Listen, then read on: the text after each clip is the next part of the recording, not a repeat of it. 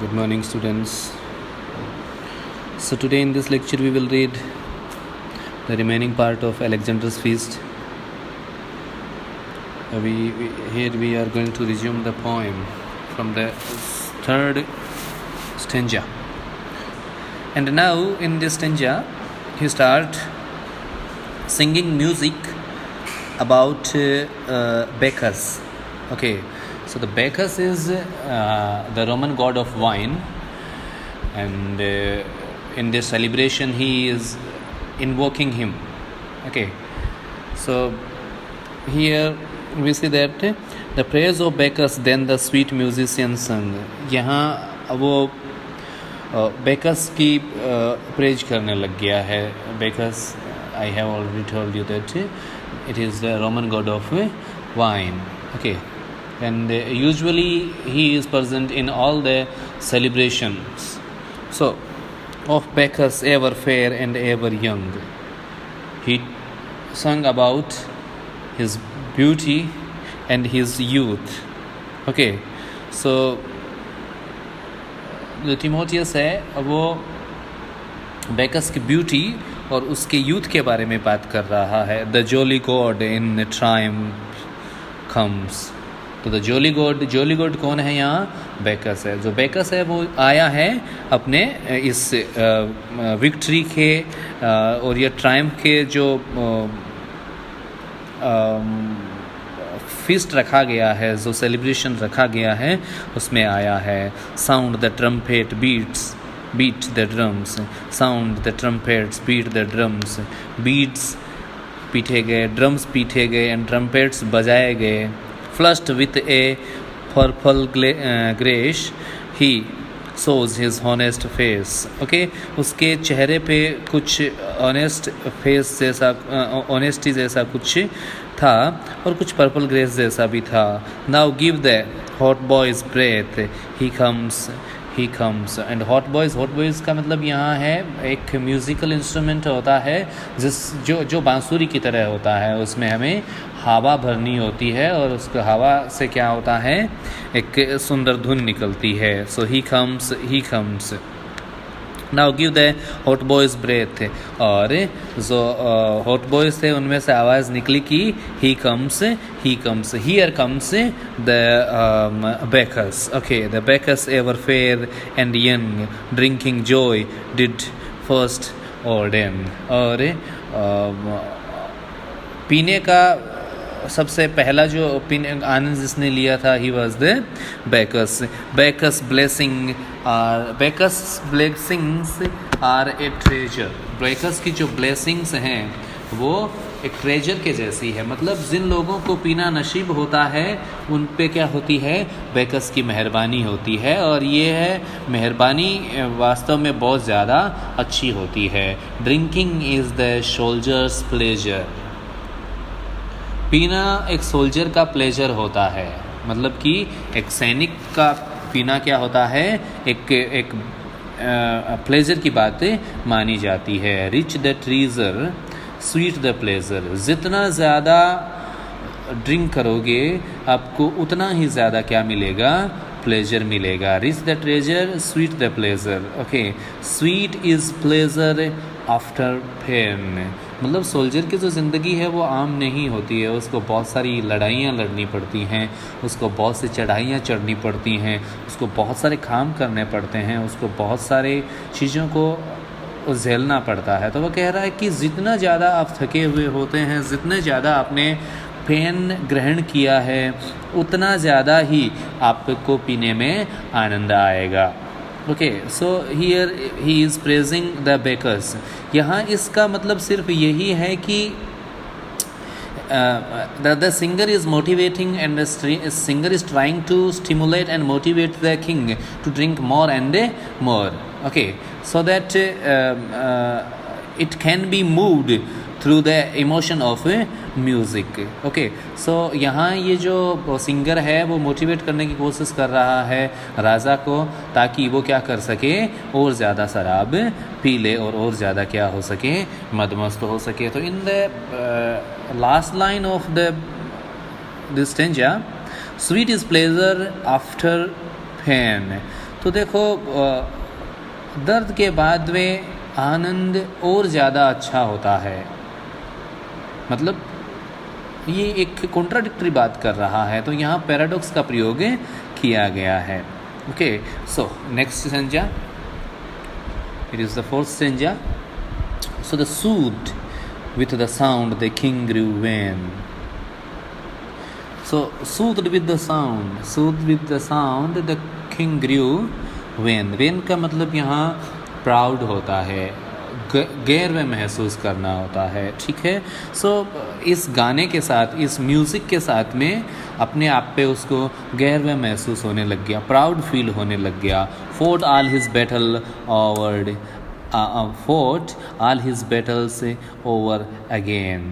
उसने उन सारी चीज़ों को याद किया, उसने अपने ज़िंदगी में जितनी भी बैटल्स लड़ी थी, जितनी भी लड़ाइयाँ लड़ी थी, उनको एक बार वो फिर से याद कर रहा है। मतलब कि एक मोमेंट में जैसे ही ये सारी बातें हुई, जब उसके अंदर सुपीरियरिटी की भावना आ गई या फिर प्राउड की भावना आ गई, तो उसके अंदर ये वाली बात आ गई कि मैंने मेरी ज़िंदगी में कितनी सारी लड़ाइयाँ लड़ी हैं और कितने युद्ध मैंने जीते हैं। And thrice he routed all his foes. Rout का मतलब एक तो प्रहार होता है। So thrice he routed all his foes. उसने अपने दुश्मनों को 3 बार प्रहार किया था। And thrice he slew the slain. ठीक है, 3 बार उसने जो मरा हुआ है, जो कटा हुआ है, उसको काटा है। मतलब कि उसकी बहादुरी की बात कर रहा है यहाँ। ठीक है, सो हम इस कविता में देखते हैं कि जो स्पीकर है, इस कविता का जो राइटर है या फिर जो नरेटर है,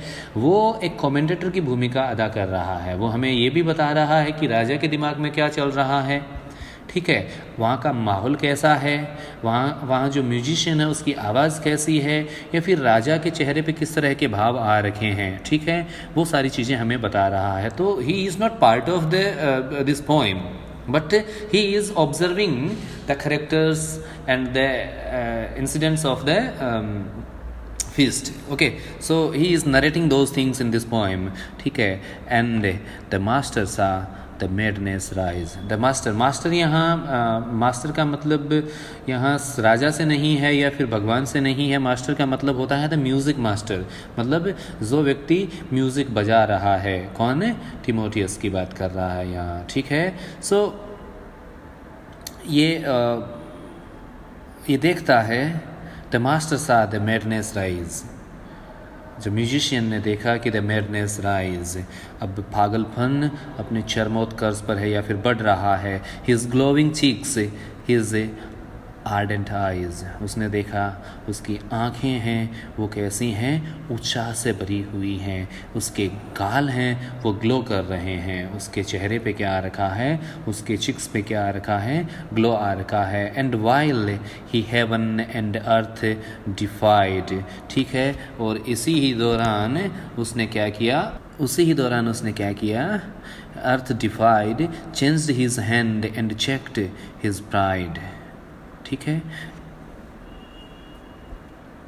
अब इसमें हम ये देख सकते हैं कि and while he heaven and earth defied का मतलब तो यहाँ होता है एड्रेस करना या फिर किसी को चैलेंज करना। तो हो सकता है यहाँ राजा किसी को चैलेंज कर रहा है, अर्थ और हेवन को, या फिर म्यूजिशियन है वो क्या कर रहा है, चैलेंज कर रहा है या फिर बहुत ऊंची आवाज़ में गा रहा है। Change his hand and checked his pride, और उसने विषय बदल दिया। He chose a mournful muse,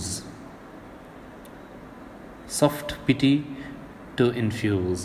And then पहले उसने बैकस को याद किया ताकि राजा क्या हो जाए, मोटिवेट हो जाए, और मोटिवेट होके उसने उसे अपने पुराने युद्ध वगैरह याद दिला दिए। उसने राजा के अंदर एक गैरव की भावना भर दी। Then he chose a mournful muse. Mournful का मतलब होता है दुख भरी।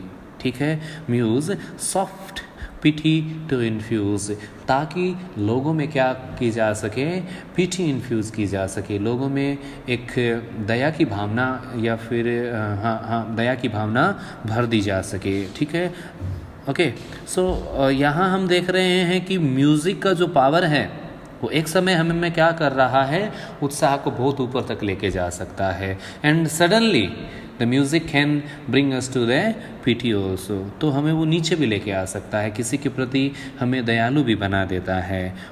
ओके, सो ही संग Darius great and good.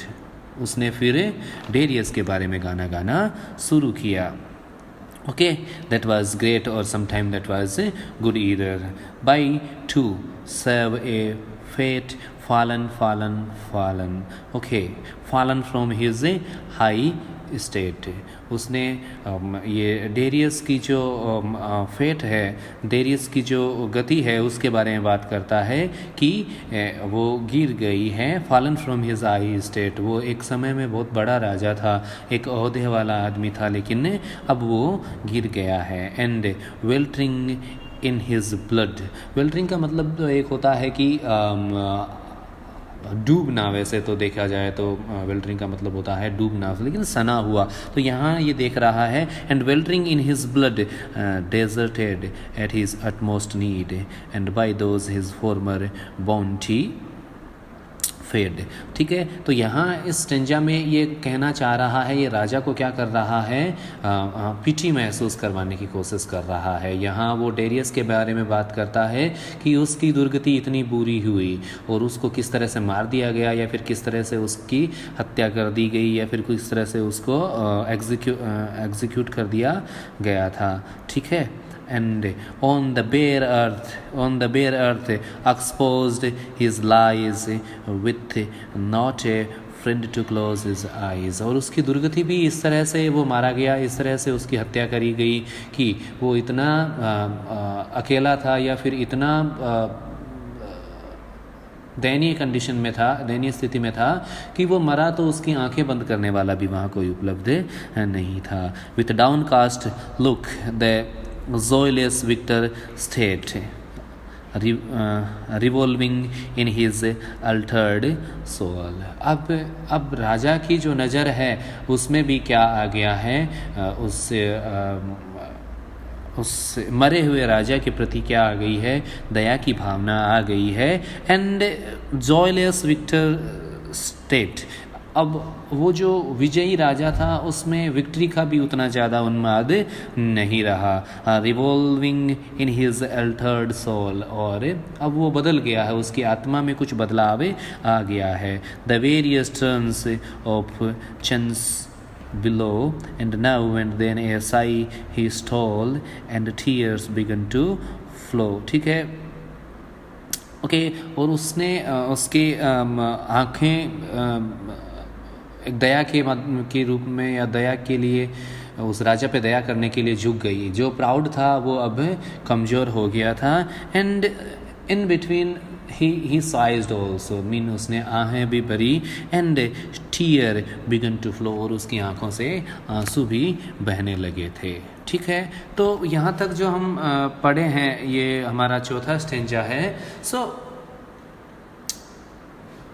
in this stanza we find that the Alexander looked back on his brutality with remorse, shedding tears of regret. उसको भी पश्चाताप होता है कि मैंने किस तरह से एक अच्छे राजा की हत्या कर दी और उसके साथ मैंने ब्रूटिलिटी का व्यवहार किया था. तो देखो इस कविता के जो 4 पार्ट हमने पढ़े हैं उसमें हम देखते हैं कि इसका सबटाइटल भी आपने देखा है कि पावर ऑफ म्यूज़िक. कि म्यूज़िक में इतना पावर होता है कि वो आपके इमोशन को कहीं से कहीं भी स्विच कर सकता है. मतलब एक समय में आपको बहुत गौरवान्वित महसूस करवा सकता है, और उसी तरह आपको क्या कर सकता है, आपको ही अपनी नज़रों में क्या कर सकता है, गिरा सकता है. ठीक है, तो ये इस कविता में पावर ऑफ म्यूज़िक बताने की कोशिश करी है. द रिमेनिंग पार्ट है वो हम अगले लेक्चर में पढ़ेंगे. अभी तक के लिए इतना काफ़ी है. धन्यवाद.